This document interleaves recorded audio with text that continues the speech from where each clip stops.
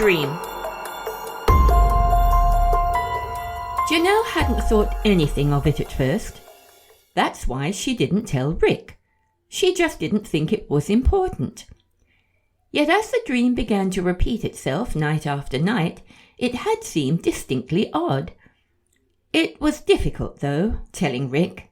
Embarrassing. In fact, she made such a mess of the details that after a while he lost interest. She tried to tell him again a week later, when she had experienced the dream twice more, and finished up asking him what he thought it meant. Much to her surprise, he exploded. Look! I don't want to know about your kinky fantasy love life. You always reckon you're tired when I come near you nowadays. Perhaps it's sublimation or whatever they call it. When you feel like a bit of the real thing, just let me know, and if I'm not too tired, I'll do what I can. He finished up, nastily. It was true Janelle would barely climb into bed at night these days before she would be in a deep, deep sleep. It was almost as if it was out of her control, as if she was drugged. Knowing of the rift that was developing in their love-making, she would make a special effort to keep awake. But it was no use. She felt herself lose control of her body no matter how much she fought to stay awake. One night she had even fallen asleep in the midst of Rick's ardour, which had spawned a long silence between them, her from guilt, him from anger. He had retaliated as only a young and spurned lover can, with sarcasm and more anger, which only veiled his bewilderment and hurt at rejection. But he was a kind and patient young man at heart, and gradually made less demands on his young wife, feeling sure she would eventually get over it, whatever it was that was turning her off him. But it was the constancy and intensity of the dream that worried Janelle. After the 7th, and what she hoped to have been the final dream, she told Sue about it when they were on their way home from the hair salon where they worked. Both girls lived close to one another, and unless needing to shop or go elsewhere, would often walk with each other, avoiding the long queue for the bus. "It's always the same, you see," Janelle told her companion as they walked through the back roads together. "That's the odd part. There's this sort of light that comes in through the window, a bit like smoke, and gradually forms into a wraith-like figure which sort of dances around." "And what are you doing whilst all this is going on?" her friend asked eagerly as they darted between the puddles on the pavement after the sudden evening shower. "Well, I'm not doing anything exactly," Janelle replied hesitatingly, "but I get kind of hot, like horny, and sort of waiting." "Waiting? Waiting for what?" Sue was obviously curious. "Well, you see, that's the next part of the dream. The figure sort of gathers together and forms this really bright and hot light, and then comes closer and closer, and then what?" Sue, eager for more details, stopped suddenly, facing her friend, her eyes bright with interest. "Go on, what happens next?" "That's the strange part. I can feel the heat from the light, and then it gets closer and closer until—" "Yes, and then?" Sue almost shouted her impatience. "And then it sort of comes on top of me and it sort of goes through me." "Wow, like having sex?" Janelle wasn't sure if it was a statement or a question, but nodded anyway. "Yes, I guess. That's when I wake up." Yeah, but how do you feel when this sort of thing is going through you?" asked Sue persistently, almost running with her friend who had begun to walk again, this time a lot faster. "Well, if you must know," the young woman began to feel herself going hot with embarrassment, and was glad of the darkness of the street to avoid being seen. "If you must know, I have this almighty climax, an orgasm." "Whoa, that's more like it," said Sue enthusiastically. "It wouldn't be worth all the bother otherwise." The two girls walked side by side, companionably for a while. "Hey, Jan, tell me where I can get them." "Get what?" Now it was Janelle's turn to be bewildered and look at her friend for explanation. What are you on about? Where do I get the funny mushrooms you're on? Sue laughed mischievously. And come to think of it, if you're going to waste Rick, any chance I could make use of him? Before her friend had chance to answer, she began to cross the road. Hey, here's my corner. See you tomorrow. And with a wave of her hand, began heading down the street directly opposite. The rain began to pelt faster, and Janelle finished up running as best she could with her few grocery items, both frustrated with the difficulty and glad to be able to use up some nervous energy. Rick was working late that night, and the evening was spent in apprehension for what may happen later. But she needn't have worried. Even though once in bed she fell asleep immediately, there was no dream, or the nights after. They had stopped as abruptly as they had come. It was to do with the telling of the story, Janelle decided. Her mother used to talk of breaking a dream by talking about it, though until now she had never been really sure of what it meant. Life gradually got back to normal between her and Rick, although it was now his turn to always be tired when they went to bed at night. Janelle knew better than to complain. Working in the income tax section of the Department of Revenue, it was to be expected at this time of year. About a week later, Janelle was tidying her hair, ready for the first customer, when Sue came bounding into the salon, flushed and grinning broadly. "Hey, give a welcome to Sexy Sue," she whispered excitedly as she took off her coat and pulled out her uniform. "Guess who had one of your sexy dreams?" Her friend turned to her in surprise. She didn't feel too good this morning and found it difficult to register much interest, although Sue was obviously keen to talk. "Say, did you find you got really excited when the figure started to come towards you? Oh, and did you say you got really hot? I mean, like you just had to rip your clothes off?" No, I never got that far." Janelle's voice was non-committal and obviously conveyed the message she wanted, which was quite simply, she didn't want to talk. She really didn't feel at all well, and now she came to think of it, had been feeling nauseous since she got up that morning. Being Saturday, she managed to avoid her friend most of the day because they were so busy.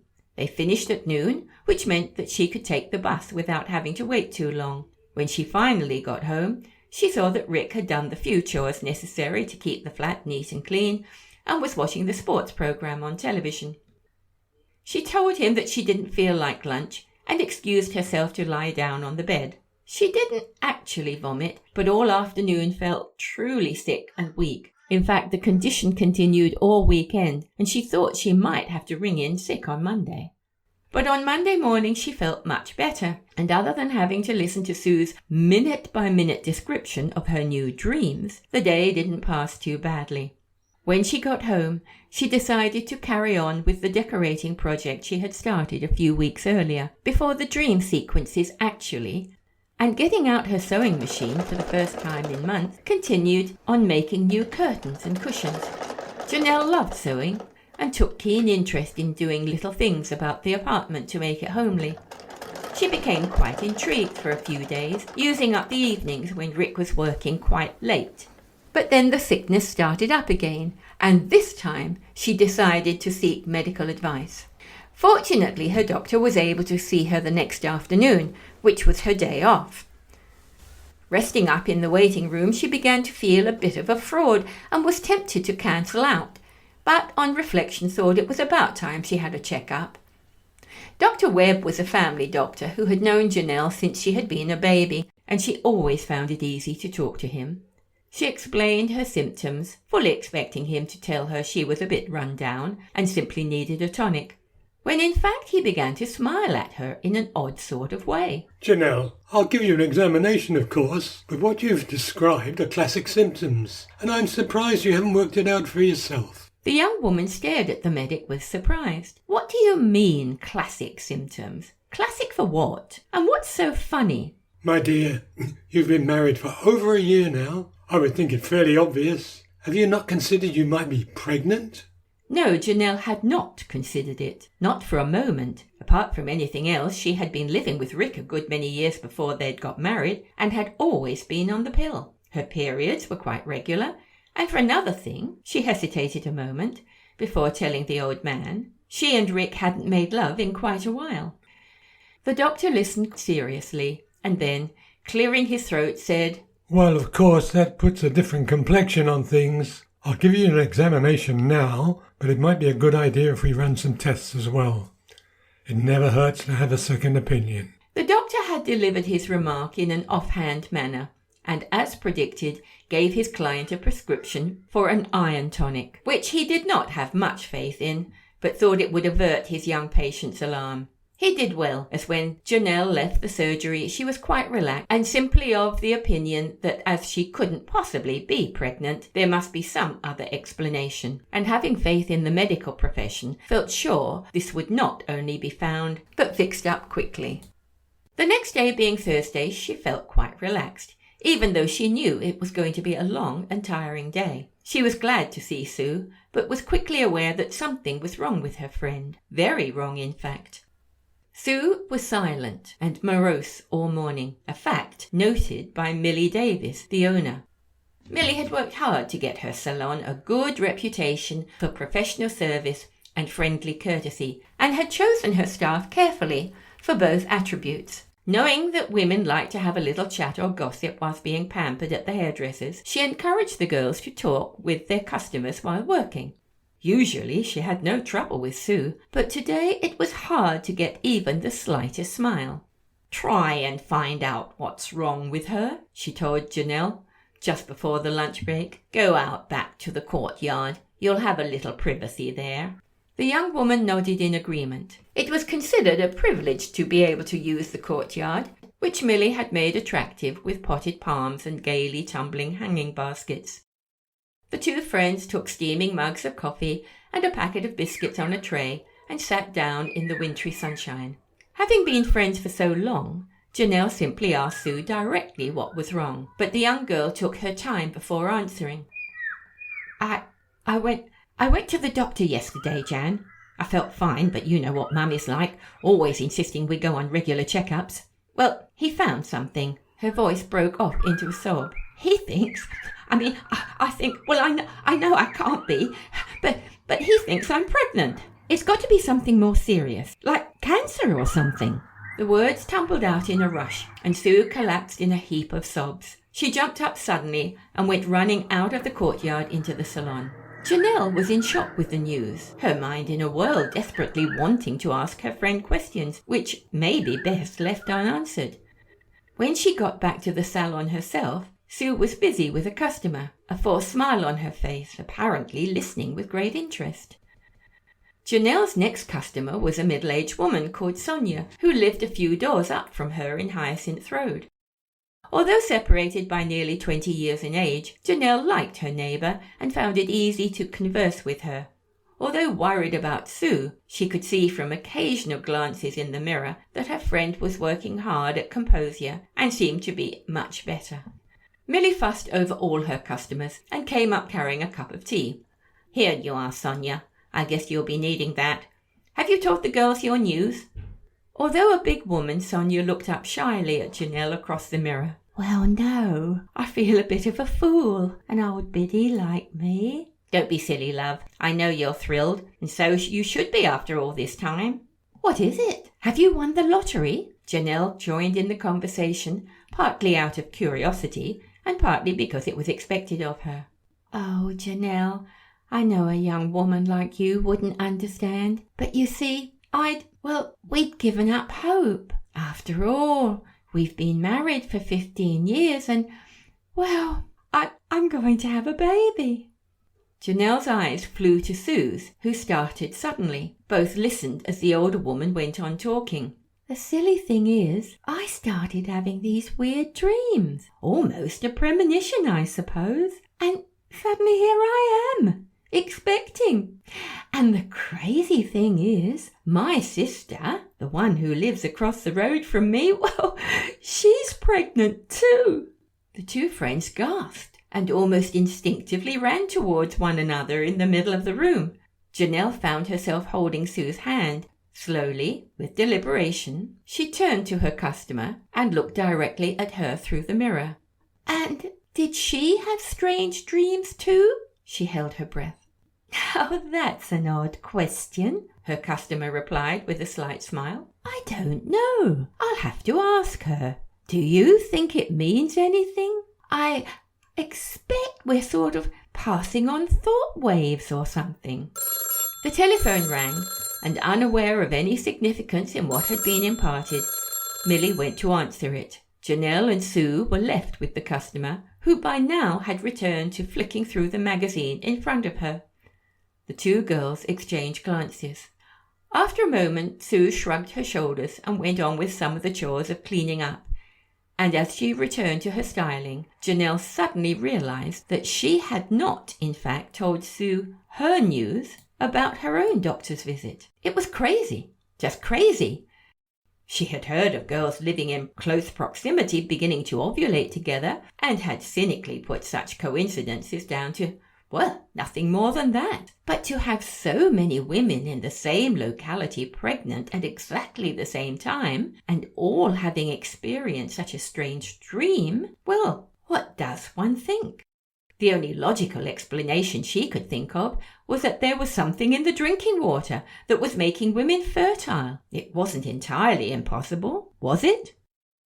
Thankfully, she had just seen her last customer for the day, and as soon as possible Janelle made some excuses to Sue about doing some shopping and left the salon. She felt a bit mean knowing that her friend needed her now, but then again, if they walked home, she would have to tell Sue about her news and only get her friend even more upset. She needed time to think this out before she got home, because she would have to tell Rick tonight, and he would be as perplexed as she was.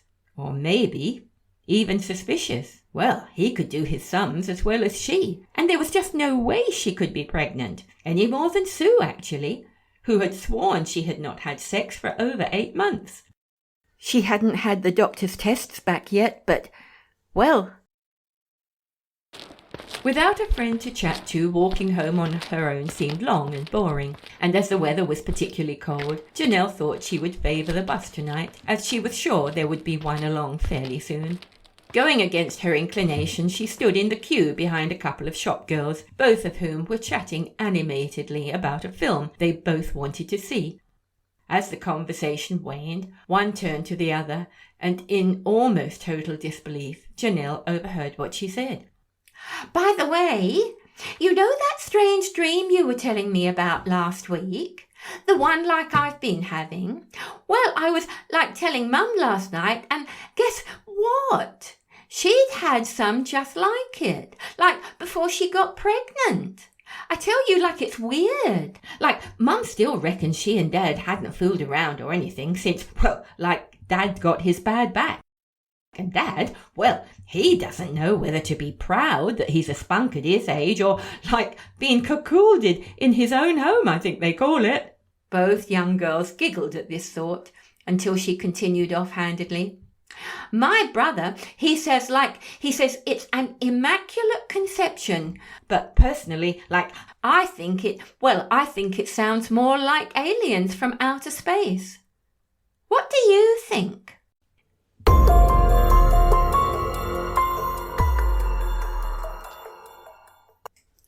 You have been listening to The Dream, written by Brianda Cross and performed by Brianda Cross and John Cross. Thank you.